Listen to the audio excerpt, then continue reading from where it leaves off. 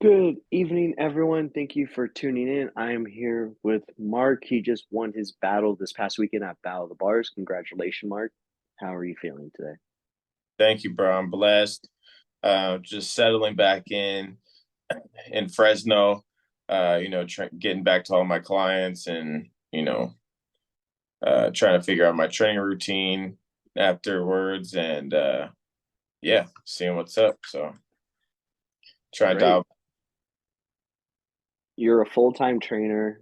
That means you take your time to you put in work for people's overall health and fitness, but you take care of yours, but you're an athlete overall, which is now requiring more hours of your week to tune in, not only for others, but for yourself. What was your week prep for this battle like?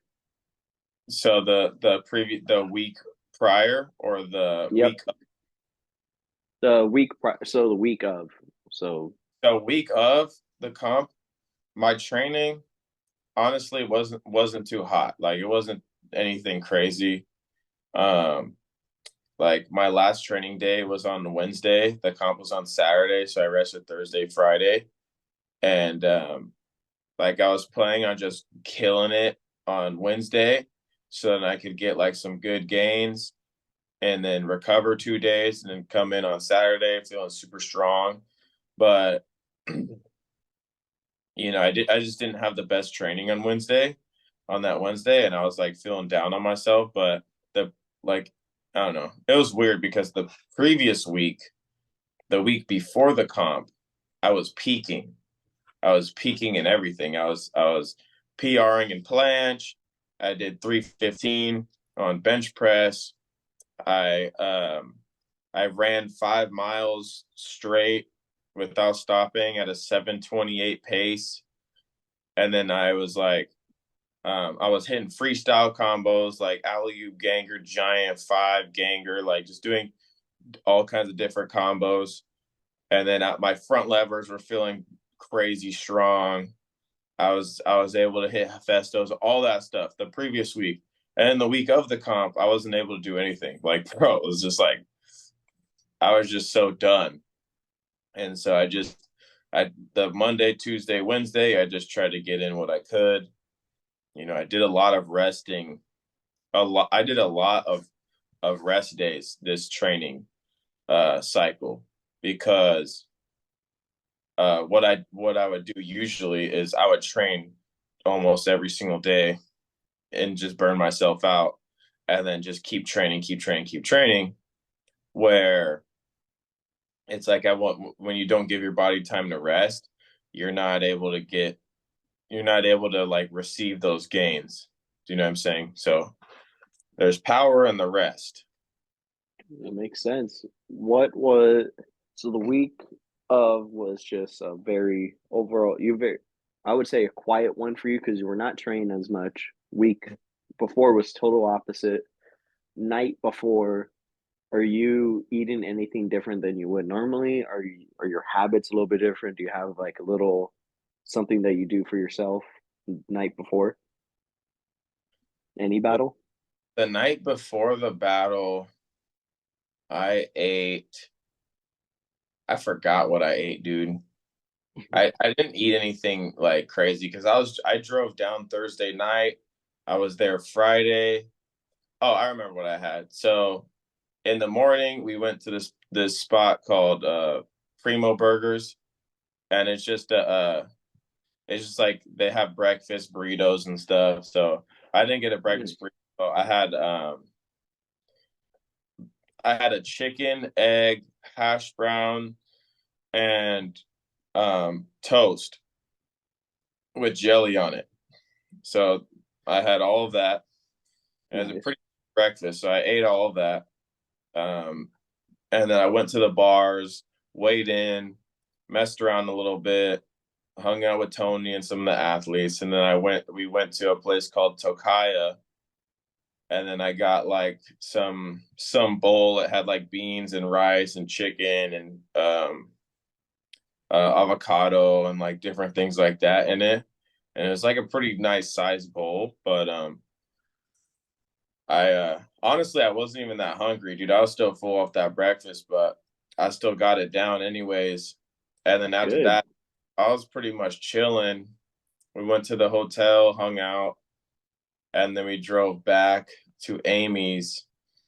And I wasn't even really that hungry. I just kind of snacked a little bit, just drank water, and then yeah, like I didn't eat anything too crazy. Nice, man. Like it sounds like you had a very nice come up overall when it comes to the food that you were able to pick out before your battle. And also like you it doesn't sound like you were like stressed or anything. It sounds like you were just very like going with the motion of everything. Yeah, like what do you call it? Like recently, this past couple years, I've just been really on like just big with macros and calories, and I have a better understanding of nutrition. It's just like, everything is calorie based. Of course, when it comes to performance and athletics, it's more about like the micronutrients, but Hmm. like the macronutrients are very important. That's why it's called macro, because it's bigger. So it's like they're macronutrients, right? So just focus on those. I'm like, look, if I can get enough carbs and protein in and some fat, like I'm chilling. My body's gonna work perfectly fine and I'm gonna perform well. It really just comes down to the training. And then also too is, of course, like that faith. So that's where all my strength comes from anyways. So it's like none of the things that I do comes from me. Do you know what I'm Hmm. saying? So I'm like, that's like literally the source that I draw from is from God. So it's like, um that's the main source, right? So everything else that I do is just kind of like added, I guess, like an accessory, like supplementary, right? So that's why I try not to stress too much about things, but of course we're still human. We still stress out about certain things, like dude, I even lost my wallet before I drove down to LA. Like I lost my wallet and I was trying to find it. I still don't know where it is. So I'm here. I was at the competition with no wallet, and then Dude. like on Tuesday before the comp, I spoke at a middle school for an organization called Fellowship of Christian Athletes. So I spoke Hmm. to a middle school to a bunch of kids about my testimony and everything. And then that night we get a letter in the mail at our apartment, and it's a 3 day notice just telling us that they're gonna like kick us out or something. We have 3 days to turn in some paperwork or whatever, and like we're leaving Thursday night. So we get that Tuesday. So we gotta mess with all of that, and then losing my wallet and stuff, and then getting there, and it's just like it's whatever, bro. Like when you have things that are big coming up in your life, you know, how I view things is Satan's going to try and come in. He's going to try and stop that. He don't want you to win, right? But God wants you to win, and if God is for us, then who can be against us, right? So that's I try not to sweat the small stuff, and I try to just stay focused and do what I got to do. Dude, good for you for keeping true to your faith overall, especially over that. Like, I'm not saying I've had some adverse reactions losing my wallet, but I've had some fair ones where I haven't been that calm as you were, especially for an event that you're prepping for physically and mentally, and then you living. I'm happy you guys got that taken care of, the living, and then hopefully you find your wallet.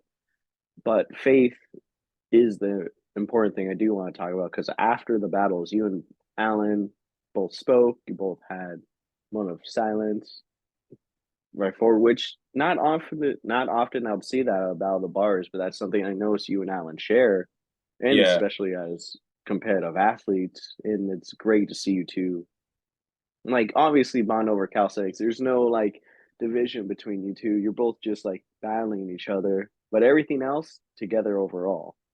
yeah. What was what did you see from Alan when you're working on battling him that you're like, okay, he does this, I need to do this better. What's that for you? Oh, so before the comps even started, or like a Just couple like in the, I'm or sorry, in the months prepping, like what moves or particular movements are you working on? You're like, I need to have this locked so I knew overall. Alan had really good dynamics. Um, but I also knew that I've hit bigger combos than him before, and I knew that he was gonna try and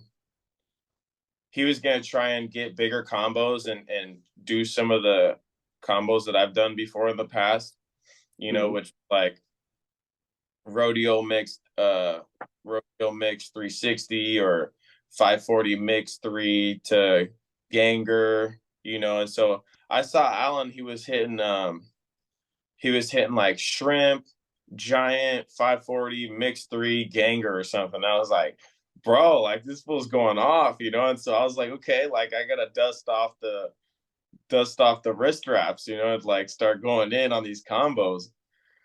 Cause like I've hit these combos before, but it's been a while since I've hit like a really, really long, like 8 move combo. Uh, It's a lot on the body.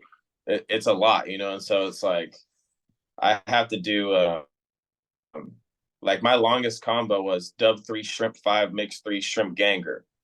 And so I hit that combo. Um, I don't know how many moves that is, but I've hit No, that. I was just thinking of, I was just kind of, I'm like, oh my, I was just thinking about my shoulders and wrists.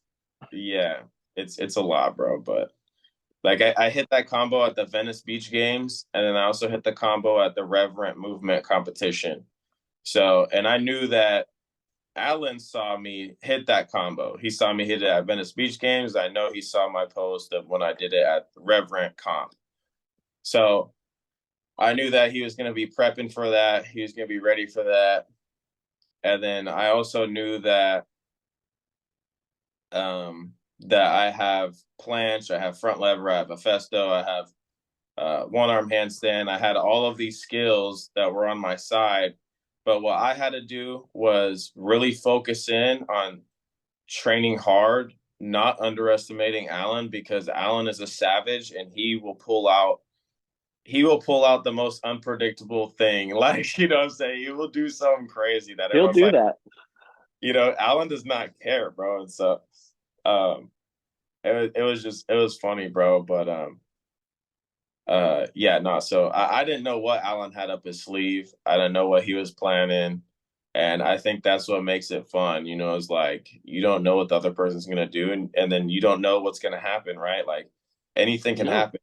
Anyone can get injured at any time, or anything can happen. Like it's just really it's crazy. So that's probably the most stressful thing about competition is like you can be the so best athlete in the world, but you still have to go hard and you can't underestimate anybody.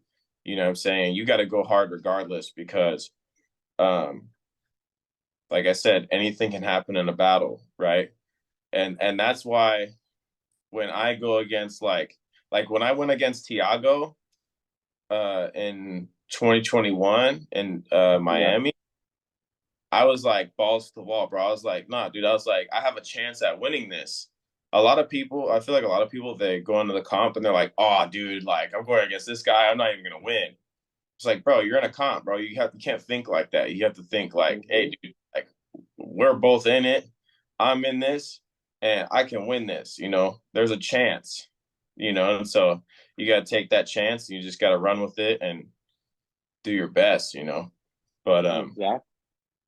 like just prepping for the comp. Honestly, my main focus was don't get injured and condition my body to hit some combos. I wanted to hit alley oop because I was like I haven't done alley oop since the Venice Beach Games, and before Venice Beach Games I haven't done it for like a year. That's a big move to throw. So it was like, and I throw it off of a swing, and so I had to condition my lats and my explosive power to throw that move because I throw it off of a swing instead of a giant. That's a, And I so, like to do it off the swing too. When I would do them, it was yeah, for me, bro, I like the swing better just because I feel like I have more control, and reverse giants just scare the hell out of me. So Foam pit, I just foam pit. I just gotta that's something I want to work on though. I was planning on doing reverse giant to planche, like to stop in the planche, and I was training it a little bit, but it just to train that move, like I have to my body's got to be in the right condition, to do it. Oh yeah, you got to be able to stop your body weight coming down with momentum with just your chest, shoulders, and just like your elbows, Yeah. basically. Like in order to even throw that move or to do that move or to train the move, I have to feel really good on that day or else I can't train it. Like if I can't hold a planche that day, I can't train that move. I can do a reverse giant, but not reverse giant to planche. So You could always try it to a tuck or a hanging straddle where your hips, where you let your hips basically come, so your shins would hit the bar to kind of gauge the weight. yeah, even that is still hard though. It's still Oh physically yeah, still super demanding. So I'm like, I don't know. So I didn't do that. I wanted to do that. I wanted to do the front flip out of the P bars, like the front flip dismount where you swing, you dismount off the P bars. I oh wanted to do, yeah. I didn't really dial that in all the way. Um, Were you and already practicing those movements prior, like the week, 2 weeks prior, just to kind of like you have them, but you just in a routine the front flip, already? I wasn't because I was just trying to get my combos down. I was just trying to get, you know, my combos like solidified because like, I don't know. I would throw like I would throw like 5 to 10 combos in a session, and then I'll be like, if I get to 10 combos, I'm like, all right, I'm done, bro. Like, I'm not That's a freestyling it. Like, I'm done, you know. that's a And fair amount. then I'll just do statics.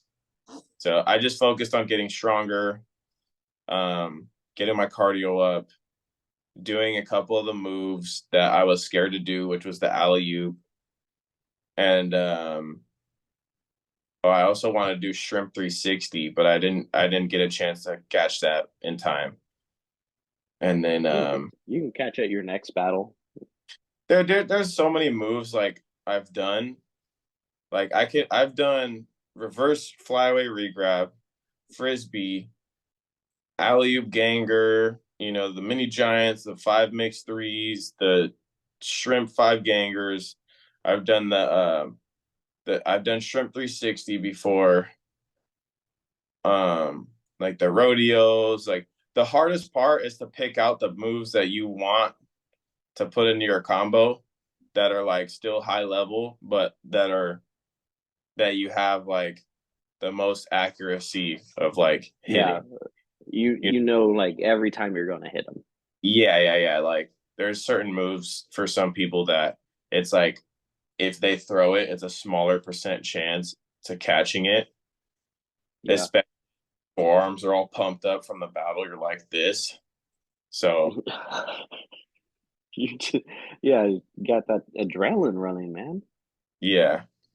So Mark, what is your next move the next now year, 6 months from now? What do we have anything like you don't have to share too much about what you're doing, but like just enough for calisthenic fans? Like what's going on with Mark? so I thought because we're me and Amy are having a baby in August. Yes. Hmm. So I was like, at first I thought, this is gonna be my last comp. But I don't think I don't think that's gonna be my last comp just because I'm still leveling up and I still have a lot of potential. And I don't know. I don't I don't know. I really want to hit like full planches on high bar, super clean. Like I'm still gonna be training a bunch of statics, and I want to get like a little bigger than I already am, a little bit more shredded. You're 180. I'm 190. You're I want to 100 pounds shredded doing full planche. That's what I want to do. Mark, I have a video of you. Well, it's not originally of it's when Alan is up, but you're there. I'm like behind the athletes table. I'm recording over everyone, and I have the perfect angle of Alan, and I'm like holding the camera like this, and I'm getting it because I know how I'm going to cut the shot. But then I see you at the bottom of the screen. It's just some big old shoulders walking around holding a water bottle that looks like a sippy cup. I'm like, and I was like, oh, gee, he got so big. Like, I I, know, I was like, oh, man, he's a heavyweight. Oh, yeah. I feel like I definitely did get bigger. Like my arms went from like You 7 think? to 18 inches. I'm glad you measure your arms.